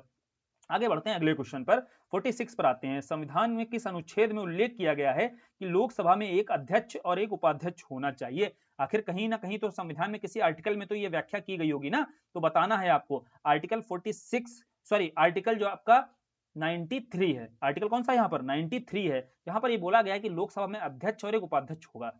इस बारे में चर्चा कहाँ है? अनुच्छेद 93 में है। बाकी आप थोड़ा सा एलिमिनेशन लगाओ, जो आर्टिकल आ रहे हैं, मान लो 93 नहीं आ रहा है तो 85 तो आ रहा होगा, 85 जब हमने पढ़ा था संसद के सेशन, जहां पर आपका प्रोरोगेशन की बात, डिसोल्यूशन की, यानी कि संसद का सत्रावसान करना है या स्थगन करना है, ये सारी चर्चाएं कहां पर हैं? आर्टिकल 85 के अंतर्गत हमने पढ़ी हुई थी। ध्यान से नोट्स पलटना जाकर के, अनुच्छेद 85 बहुत अच्छे से डिटेल से कराया था। ठीक है, ये 85 हो गया, तो 85 में तो ऐसा प्रावधान था नहीं, तो ये कट जाएगा, बी आंसर नहीं हो सकता। आर्टिकल 100, जब ध्यान करो कास्टिंग वोट पढ़ा हुआ था, यानी कि स्पीकर को ऐसे तो नॉर्मली वोट नहीं देगा, लेकिन जब बराबर की वोटिंग हो जाएगी तो वहां पर जो स्पीकर होता है उसको निर्णायक मत या कास्टिंग वोट देने का राइट होता है। ये आर्टिकल 100 में आपकी चर्चा की गई है। कम से कम बी और सी तो कट जाता। अब कंफ्यूजन हमें 93 और 97 में ही रहता, 50-50 चांस तो बन गए हमारे। 97 में क्या भैया? 97 में वेतन संबंधी, जो सभापति होता है राज्यसभा का, लोकसभा का अध्यक्ष होता है, इसके जो वेतन संबंधी प्रावधान है वो आपके दिखाई देते हैं। तो इसका आंसर क्या हो जाएगा भैया? आर्टिकल 93 हो जाएगा। ए आंसर आपका हो जाएगा। इसका सही कर लेना, एक्सप्लेनेशन में ये आंसर गलत दिया हुआ है 46 वाला। अब 47 पर आते हैं। किस संविधान संशोधन ने भारत संघ में दादर नगर हवेली का एक केंद्र शासित प्रदेश के रूप में शामिल किया? देखो, शुरुआती दौर में 14 और 6 आपके, जब राज्य पुनर्गठन आयोग बनता है 56 में, तो वहां 14 राज्य और 6 यूटी, आगे बढ़ते रहते हैं, बदलते रहते हैं, लगातार संशोधन होता है। कभी यूटी बनते हैं कुछ राज्य, और कुछ यूटी से राज्य बनाए जाते हैं। इसी संदर्भ में दादर नगर हवेली को केंद्र शासित प्रदेश के रूप में कब शामिल किया गया था? तो यहां संविधान संशोधन आपका 10वां था। ध्यान रखना, चूंकि 2020 में दादर नगर हवेली और दमन दीव को मिलाकर के एक यूटी बना दिया गया है। अब चूंकि दादर नगर हवेली अगर आपसे पूछा जाए किस संविधान संशोधन के बाद यूटी बना हुआ था, तो 10वें के बाद से। और फिर 12वें में क्या था? 12वें में भैया गोवा और दमन दीव, गोवा और दमन दीव जो थे ये यूटी के रूप में स्थापित हुए थे। 14वें भैया पुदुचेरी को। ठीक है, ये हो सकता है क्या मैच दी फॉलोइंग में आ जाएगा आपसे, एक तरफ लिखा होगा 10वां संविधान संशोधन, 12वां संविधान संशोधन, 14वां संविधान संशोधन, इधर आपके स्टेट्स के नाम दिए होंगे, यूटी के सॉरी नाम दिए होंगे, तो आपको ये भी कम से कम मैच करने के लिए आए, तो यहां से आपको तैयार कर लेना है ऑप्शन पर जाकर के। तो 10वां, 12वां और 14वां, ये तीनों आपको संविधान संशोधन तैयार रखने हैं। इसका आंसर 10वां हो जाएगा, क्योंकि दादर नगर हवेली को आपका 10वां संविधान संशोधन के बाद में यूटी के रूप में स्थापित किया गया। अब 48 पर आते हैं। किस संविधान संशोधन अधिनियम द्वारा अनुसूचित जातियों हेतु एक पृथक राष्ट्रीय आयोग की स्थापना की गई? देखो भाई, नहीं आ रहा ना, ऑप्शन पर जाते हैं, ऑप्शन के माध्यम से कोशिश करते हैं कि कौन कौन से हमें आ रहे हैं। 91वां तो आ ही रहा होगा, जहां 15% की लिमिट लगाई गई है, मैक्सिमम लिमिट, कि काउंसिल ऑफ मिनिस्टर जो है 15% से ज्यादा नहीं होना चाहिए जो आपके सदस्य हैं। ठीक है, टोटल। तो ये 91 वाला पता है। तो चलो, यहां अनुसूचित जनजाति एसटी के लिए जो आपका नेशनल कमीशन फॉर एसटी, ठीक है, इसका पूछा गया स्थापना किस संविधान संशोधन के बाद हुआ है? चलो हम काटते हैं, पहले ऑप्शंस काटते हैं। तो ये नहीं हो सकता है। 92 हमको पता है, 21, 71 और 92 तीनों हमने संविधान संशोधन पढ़े हुए थे जब भाषाओं को लेकर पढ़ा हुआ था। बोडो, डोगरी, मैथिली, संथाली, ये भाषाएं हमने पढ़ी भी थी, और 92 संविधान संशोधन के बाद से ये भाषाएं जोड़ी जाती हैं। तो भैया डी इसका आंसर नहीं हो सकता है। 86वां हम कई बार पढ़ चुके हैं, जब 6 से 14 साल के बच्चों को मुफ्त शिक्षा देनी है। 86वां संविधान संशोधन 2002, इसके माध्यम से हमने मुफ्त शिक्षा का प्रावधान किया। क्लियर? तो ये तीनों हमें पता है, नहीं हो सकते हैं। तो 89वां संविधान संशोधन ही इसका सही आंसर होगा। बाकी 65 और 89 तो वैसे भी याद रखने हैं। 65वां कॉन्स्टिट्यूशन अमेंडमेंट क्या कहता है? National commission for SC and ST, एक साथ पहले कमीशन था, उसका संवैधानिक प्रावधान किया गया। फिर जब 89 आता है तो एससी कम्युनिटी के लिए अलग आयोग बनाया गया, national commission for schedule caste, और एसटी के लिए 338 ए के तहत आपका national commission for schedule tribe अलग से बनाया गया, और वहीं 338 के अंतर्गत national commission for schedule caste बनाया गया। क्लियर? समझ में आया? तो 89 कॉन्स्टिट्यूशन अमेंडमेंट डिटेल से बता दिया है, और आपको ऑप्शंस से भी सीखना चाहिए यहां पर कि कैसे आप आंसर तक अपने जा सकते हो। फिर आते हैं मुख्य निर्वाचन आयुक्त और अन्य निर्वाचन आयुक्तों अधिनियम 2023 का जो अधिनियम है, इसमें सत्य कथन का चुनाव करना है, कौन सा सही है। ये जो एक्ट आया आपका, संशोधन किया गया 1991 का शायद संशोधन था, पिछला कानून था, इसमें संशोधन अभी 2023 में किया गया। तो इसके बाद में क्या प्रावधान कर दिया गया निर्वाचन आयुक्त को लेकर के, जो चीफ इलेक्शन कमिश्नर है, इसको लेकर देखो, जो आपकी नियुक्ति होगी, अब इसकी नियुक्ति जो होगी उसके लिए चयन समिति, जो सिलेक्शन कमेटी होगी, चयन समिति के हिस्से कौन कौन होगा? प्रधानमंत्री जी होंगे, एक केंद्रीय मंत्री होगा, और जो लीडर ऑफ अपोजिशन होगा। तो देखो, यहां पर विरोध क्यों हुआ? विरोध इसलिए हुआ कि जो सरकार में होगा, जैसे प्रधानमंत्री जी और जो केंद्रीय मंत्री होंगे, तो वहां भी केंद्रीय मंत्री भी किसका होगा? सरकार का होगा। तो 2:1 में तो जो इसकी ऑटोनॉमी थी निर्वाचन आयुक्त की, वो खत्म हो जाएगी, क्योंकि सरकार का ही आदमी बिठा दिया जाएगा। इसीलिए देखो, इसका विरोध भी हुआ था। तो इस आधार पर आपको बताना, हाँ ये बिल्कुल ठीक है, पहला वाला तो एकदम सही है, यही प्रोविजन किया गया। दूसरा, कैबिनेट सचिव की अध्यक्षता में, ये गलत है भैया, कैबिनेट सचिव की अध्यक्षता नहीं थी, जो आपकी सर्च कमेटी थी। और साथ ही साथ यहाँ जो चयन समिति ऊपर बनी हुई है, इसको जो भी ये सुझाव देगी बाध्य नहीं होंगे, ये स्टेटमेंट दूसरा भी गलत दिया हुआ है, बाध्यता नहीं है किसी तरीके की। तो अब ये जो आपकी पहला स्टेटमेंट है बिल्कुल ठीक है, दूसरा जो स्टेटमेंट है ये गलत है। इसमें क्वेश्चन में कह रहा था कि सही बताना था आपको सत्य का चुनाव, तो केवल एक आपका सही हो जाएगा। क्लियर, समझ में आया? जो डिबेट थी वो भी समझ में आ गई होगी। अगला प्रश्न आपका है द्वैध शासन, वो भी प्रांतों में द्वैध शासन जो प्रणाली है किस एक्ट द्वारा समाप्त कर दी गई? यहां ध्यान से पढ़ियो, समाप्त की बात कर रहा है। जब 1919 का अधिनियम आएगा तो यहां पर प्रांतों में द्वैध शासन लगाई जाती, लागू की जाती है। जब 1935 का अधिनियम आता है तो प्रांतों में द्वैध शासन समाप्त करते हैं और फिर कहां लगाते हैं? केंद्र में द्वैध शासन लगाते हैं। ठीक, तो यहां समाप्त 1935 के बाद से की जाती है प्रांतों में। अब पंथ निरपेक्षता शब्द संविधान का आधारभूत ढांचा कब घोषित किया गया? पंथ निरपेक्षता शब्द को जोड़ा कब गया था? ये आप लोगों को बताना है भैया, पंथ निरपेक्षता शब्द को कब जोड़ा गया था?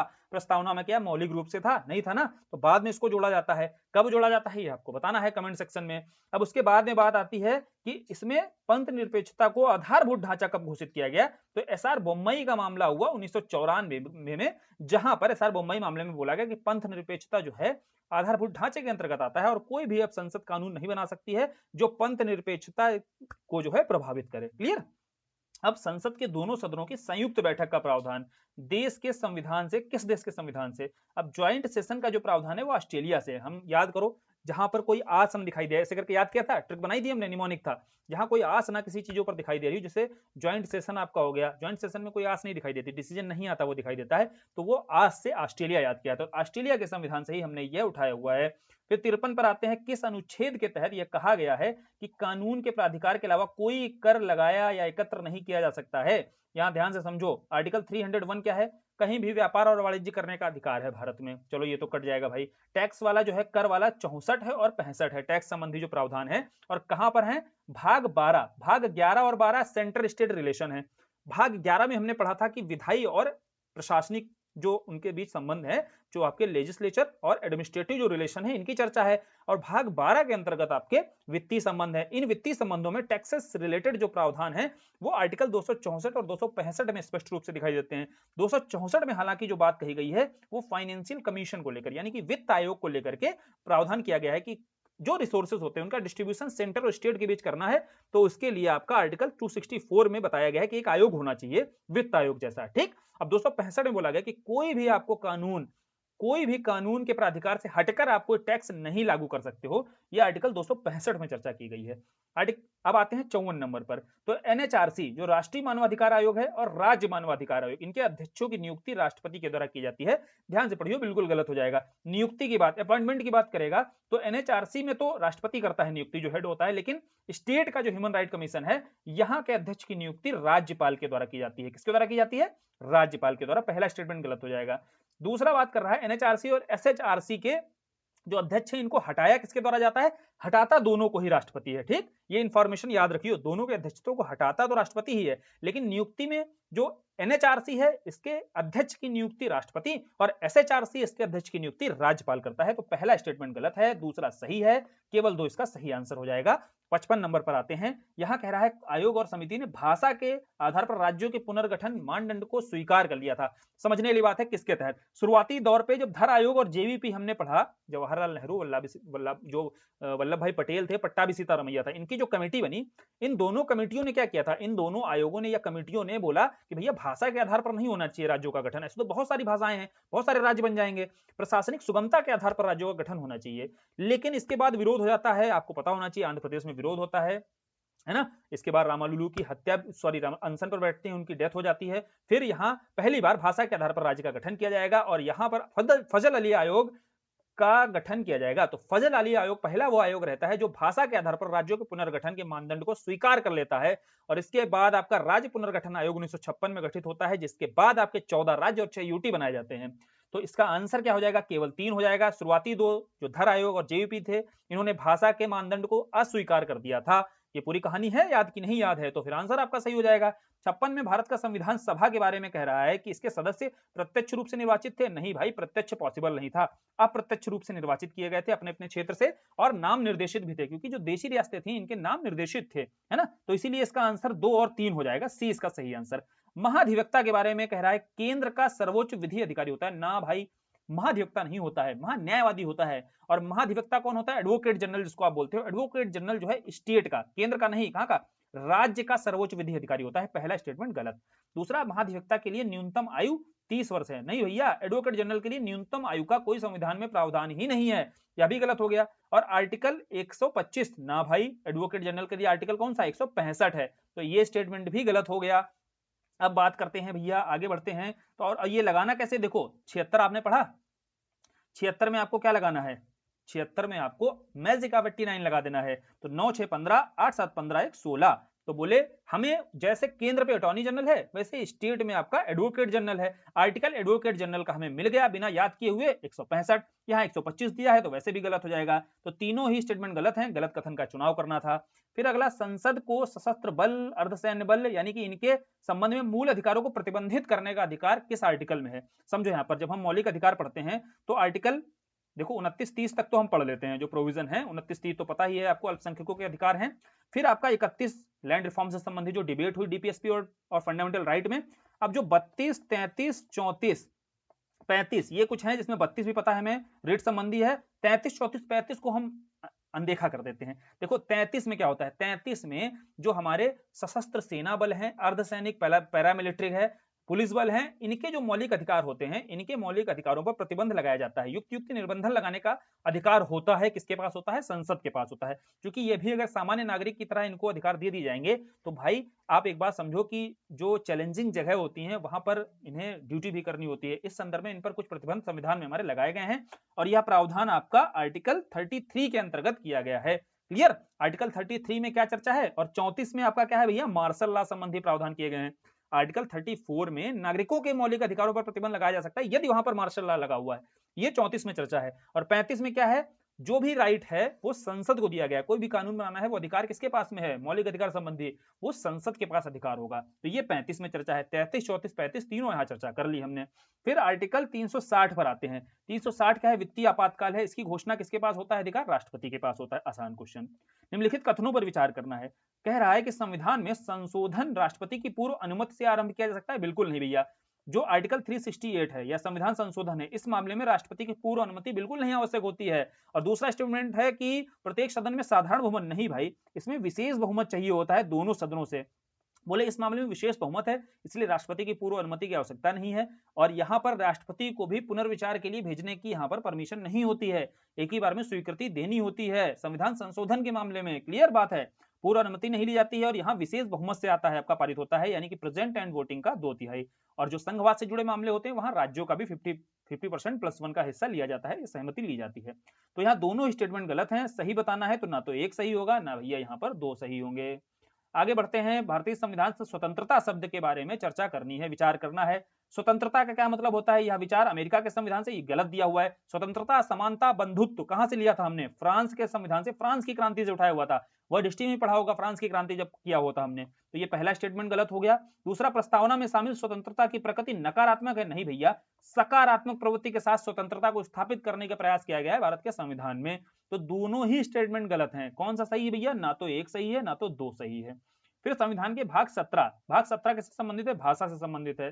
संघ की राजभाषा हिंदी और लिपि क्या होनी चाहिए, देवनागरी, बिल्कुल ठीक है। आर्टिकल 343 में यह चर्चा की गई है कि राजभाषा हिंदी रहेगी, लिपि देवनागरी रहेगी। फिर अगली बात है कि पहला राजभाषा आयोग जो है, अब चूंकि यह 344 में आपकी चर्चा है कि राजभाषा के उद्धार के लिए या प्रमोशन के लिए आपका एक कमीशन होना चाहिए, तो उस संदर्भ में ही एक आयोग होना चाहिए, पहला राजभाषा आयोग बनता है और जिसकी अध्यक्षता बीजी खेर साहब करते हैं। तो दूसरा स्टेटमेंट बिल्कुल ठीक है, पहला स्टेटमेंट भी बिल्कुल ठीक है। तो एक और दो दोनों सही हैं, लेकिन यहां पूछा क्या, देखो जल्दबाजी में गलत हो जाएगा, गलत का चयन करना है। तो ना तो एक ना तो दो, ठीक है, समझे बात को, ना तो एक गलत है ना तो दो गलत है, यानी कि दोनों ही सही हैं। तो इसका आंसर बी हो जाएगा। अब अंतर राज्य परिषद का गठन कब हुआ, इसकी अध्यक्षता कौन करता है। देखो इंटर स्टेट काउंसिल की बात की जा रही है, ध्यान से सुनना। अब इंटर स्टेट काउंसिल की जब बात करोगे तो यहां आपको समझना है बात गौर से कि इसकी अध्यक्षता कौन करता है। इंटर स्टेट काउंसिल की अध्यक्षता प्रधानमंत्री साहब करते हैं। यही मिला जुला नाम है आपका क्षेत्रीय परिषद, रीजनल काउंसिल। तो जब क्षेत्रीय परिषद की बात आएगी तो वहां होम मिनिस्टर साहब अध्यक्षता करते हैं, और जब इंटर स्टेट काउंसिल की चर्चा आती है तो वहां पर प्रधानमंत्री जी अध्यक्षता करते हैं। और यहां जून 1990 में पहली बार अंतरराज्यीय परिषद का गठन हुआ और जिसकी अध्यक्षता प्रधानमंत्री महोदय ने की हुई थी। क्लियर। गलत कूट का चयन करना है। यहाँ समझो कमेटी दी हुई है, कमेटी के सामने सदस्य दिए हुए हैं, जैसे प्राक्कलन कमेटी, एस्टीमेट कमेटी है, 30 सदस्य ही होते हैं आपके लोकसभा से, बिल्कुल ठीक स्टेटमेंट है। दूसरा लोक लेखा समिति है, यहाँ 22 सदस्य होते हैं, लेकिन लोकसभा एंड राज्यसभा दोनों से होते हैं, चूंकि 15 आपके लोकसभा के होते हैं, 7 राज्यसभा से, ये मिसप्रिंट है, राज्यसभा छूट गया है, ठीक है।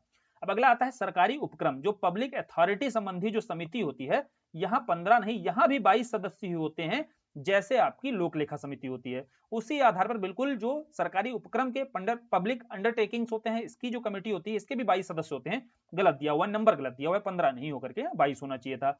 आगे कार्य मंत्रणा, यहाँ 15 सदस्य होते हैं, बिल्कुल ठीक बात है, ठीक। तो सी इसका आंसर है, जो गलत दिया हुआ है, 22 सदस्य होने चाहिए। फिर जिन प्रश्नों का उत्तर सदन को लिखित चाहता है, जो सदन लिखित चाहता है, उन्हें क्या कहते हैं? जो स्टार्ड होते हैं, तारांकित होते हैं, इसका मौखिक देना होता है। अब अनुपूरक जो होते हैं, यह भी देखो मौखिक ही पूछे जाते हैं, कोई चर्चा चल रही है, उस पर सप्लीमेंट्री क्वेश्चन पूछना है, पूछ लिया, तो ये भी मौखिक में ही जवाब चाहिए होता है, यह भी लिखित नहीं। फिर अतारांकित, जो अनस्टार्ड होते हैं, ये समझो जो अनस्टार्ड होते हैं, इनके आंसर रिटन में देने होते हैं, और इसके आप समय लेकर के आंसर दे सकते हो। तो इसका आंसर यही है, लिखित में चाहिए होता है, अनस्टार्ड आंसर्स जो होते हैं वो लिखित में आपको देने होते हैं। क्लियर, जो क्वेश्चन होते हैं। अब आते हैं निम्नलिखित में से किस राज्य में पंचायती राज व्यवस्था को लागू किया गया? हमने ध्यान से पढ़ा था, पीसा के बारे में पढ़ा था, जो पंचायती राज एक्सटेंशन जो आपका for scheduled area, Panchayati Raj extend करके रखा गया है किन क्षेत्रों को, तो 3 आपके राज्य हैं जहां पर ये पंचायती राज व्यवस्था लागू नहीं होती है, लेकिन इस तरीके के प्रावधान वहां पर लागू किए गए हैं पेशा के तहत। अब देखो ये 3 राज्य कौन से हैं? एक नागालैंड है, मेघालय है और मिजोरम है। यहाँ पूछा है कि किस राज्य में लागू है, चूंकि ये 3 आपके नागालैंड, मिजोरम और मेघालय में लागू नहीं होता है, बच जाता है त्रिपुरा, यहीं पर केवल लागू होता है, ठीक। अब क्वेश्चन नंबर 67 को देख लेते हैं। 67 में क्या कह रहा है? किस समिति की सिफारिश पर पंचायती राज को संवैधानिक दर्जा दिया गया है? अब बताओ भैया, कौन सी समिति थी जिसने संवैधानिक दर्जा देने की मांग की थी? क्योंकि हम बलवंत राय पढ़ते हैं, 2 स्तर की बात करेंगे, अशोक मेहता, सॉरी 3 स्तर की बात करेंगे, अशोक मेहता पढ़ेंगे, 2 स्तर की बात करेंगे। लेकिन अगर उन्हीं में से कोई समिति आपसे पूछी जाए जिसने संवैधानिक दर्जा देने की बात की थी, हमने पीछे पढ़ा हुआ था पॉलिटी लेक्चर में, तो आपकी LM सिंघवी कमेटी थी, जिसने सर्वप्रथम पंचायती राज्यों को संवैधानिक दर्जा देने की बात की। इसके बाद ही आपका 73वां और 74वां संविधान संशोधन होता है, जहां इन्हें संवैधानिक दर्जा दिया जाता है। क्लियर।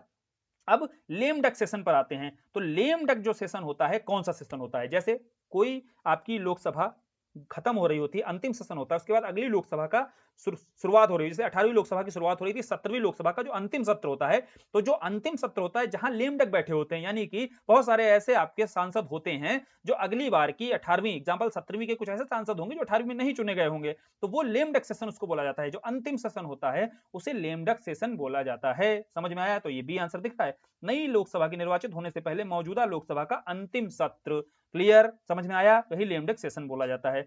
अब जम्मू कश्मीर में पूछ रहा है लोकसभा और राज्यसभा निर्वाचन क्षेत्रों की संख्या। देखो जम्मू कश्मीर में लोकसभा की सीटें कितनी है, राज्यसभा की सीटें कितनी है, इतना बेसिक नॉलेज है, कॉमन सेंस इतना कम से कम हर इंसान को होना चाहिए, इतनी जागरूकता होनी चाहिए। तो लोकसभा में 5 लोकसभा सीटें दी गई हैं, सॉरी जम्मू कश्मीर को लोकसभा में 5 सीटें दी गई हैं और राज्यसभा की 4 सीटें हैं। वहीं अगर विधानसभा की अभी चुनाव हुआ ना, तो विधानसभा की कुल कितनी सीटें हैं? तो बोलोगे 114, आपके दिमाग में आएगा सीटें, जो चुनाव हुआ वो तो 90 सीटों पर हुआ है, तो भैया 90 सीटों पर चुनाव हो रहा है भारत में, लेकिन जो 24 सीटें हैं ना, ये पीओके क्षेत्र के लिए हैं। पीओके क्षेत्र में भी 24 सीटें वो छोड़कर रखी जाती हैं, जो चुनाव हुआ है 90 सीटों पर हुआ है। क्लियर, समझ में आया? विधानसभा कितनी सीटें? 114, 5 लोकसभा और 4 राज्यसभा की सीटें हैं, ठीक। इसका आंसर ए आपका हो गया। अब आज का लास्ट क्वेश्चन देखते हैं, क्वेश्चन नंबर 70। क्या है भैया? यहाँ पर सूची मिलानी है, सूची एक तरफ दिया हुआ है, एक तरफ विषय दिए हुए हैं। जैसे यहाँ पर हमें क्या पता है, कम से कम डाकतार के बारे में तो पता ही है, नहीं कुछ ज्यादा पता है। डाकतार जैसे पोस्टल होता है, कभी भी देखा तुमने उत्तर प्रदेश पोस्टल सर्विस? नहीं होती ना, इंडियन पोस्टल सर्विस होती। इंडियन का मतलब क्या है? केंद्र का होगा, समझ में? इंडियन का मतलब है केंद्र का होगा, केंद्र का मतलब है डाकतार कहां का हो सकता है? संघ का हो सकता है। बोले पहले का डी, पहले का डी कहां पर आ रहा है? केवल बी में आ रहा है। समझ में आवा? पहले का डी कहां पर आ रहा है? केवल बी में ऑप्शन में आ रहा है, बाकी कहीं पर भी पहले में डी नहीं है। वैसे भी आंसर मार दिए अपना, नहीं ज्यादा दिमाग लगाया, बहुत कॉमन सेंस के आधार पर। और ज्यादा है तो देखो कारागार, जेल आ रहा है। बोले डेप्यूटी जेलर कहां से सिलेक्ट होता है? डेप्यूटी जेलर देखो राज्य से सिलेक्ट होता है, यूपीपीसीएस से आती ही पोस्ट है। तो बोले दूसरे का क्या आ रहा है भैया? दूसरे का आपका डी आना चाहिए ना, तो यहां पर तो कोई ऑप्शन ही सेट नहीं हो रहा है। हाँ, पहले का सी है, देखो ये गलत हो गया था यहां से। अब चलो देखते हैं, एक सेकेंड। हाँ देखो, पहले का क्या होना चाहिए? पहले का सी होना चाहिए, तो पहले का सी यहां पर है और दूसरे का डी होना चाहिए, ये दोनों में आ रहा है, ठीक है। अब ई कॉमर्स नया है, चूंकि अब नया है अवशिष्ट है। अवशिष्ट कौन सी होती हैं? अवशिष्ट वो होती हैं जो केंद्र, राज्य और समवर्ती कहीं पर भी शामिल नहीं हुई हैं और रह गई हैं, वो केंद्र के पास चली जाएंगी, तो अवशिष्ट आपका ई कॉमर्स में आ जाएगा। ठीक है, तो चौथे का आपका ए हो जाएगा, चौथे का आपका ए, ऐसा डी आंसर है आपका। तो 17वें का हम आंसर पहुंच गए, डी रहेगा। इस तरीके से आज के 70 क्वेश्चन कंप्लीट किए। अब अगले में हम इसके बचे हुए जो क्वेश्चन है वो कंप्लीट कर लेंगे। आप लोग बताना भाई फीडबैक में मजा आया कि नहीं, क्योंकि 70 क्वेश्चन का जो डिस्कशन है, या कोशिश की है कि आपके जो डिस्कशन हो वो डिस्कशन आपके लिए फ्रूटफुल है, यहाँ करने के बाद आपको सीखने को मिले। गलतियां हो रही थी, क्यों हो रही थी, क्या आप एलिमिनेट कर रहे थे, एलिमिनेट कर रहे थे, नहीं, सीधा सीधा पढ़ करके आंसर बता देने, फिर आपको ही मजा नहीं आएगा यार। इसके लिए तो एक्सप्लेनेशन रहता ही है आपके पास, है ना। चलो फिर यहीं पर खत्म करते हैं। मजा आया हो तो कमेंट कर देना। धन्यवाद।